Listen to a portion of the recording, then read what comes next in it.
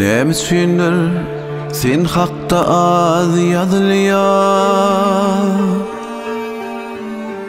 Ruhsat ber wasfyny ýazaýyn kaka.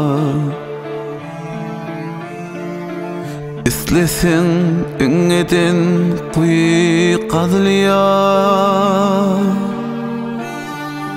Fursat ber bir kuý gazaýyn kaka. Madam seni tağdan arka sayıp bol. En gowy sözleri sana diýip bol. Diýäýme erkege gaty aýyp bol. Taripli sözleri işitme kaka. Insabı yar edin kaka. Dünyamı yad edin kaka. Başkalarının sen göz başı ömrümü sad edin kaka. Insabı yar edin kaka. Dünyamı yad edin kaka. Bu durmuşun sen göz başı ömrümü sad edin kaka. Hiç ornuny tutma senin başkalar. Söylesin, diresin maşkalar. Sen mazık yan berme, dönmez başkalar. Sartmaz dünyasın sen, bitsin kaka. Koy sensiz geçmesin berilen ömür. Yaşayışın göz başı barlığı kaka. Sehelse su sosup yeli mehrine.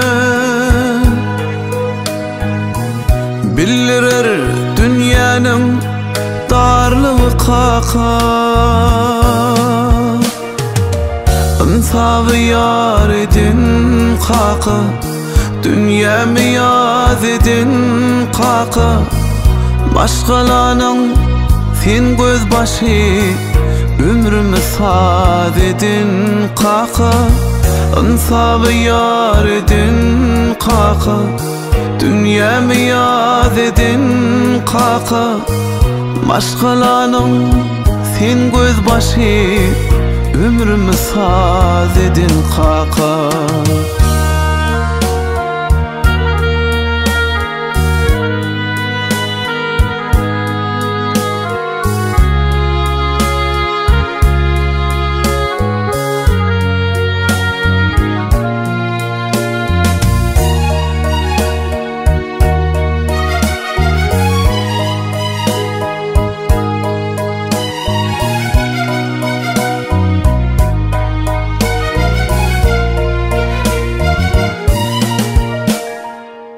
Geceler, günler aladaydı.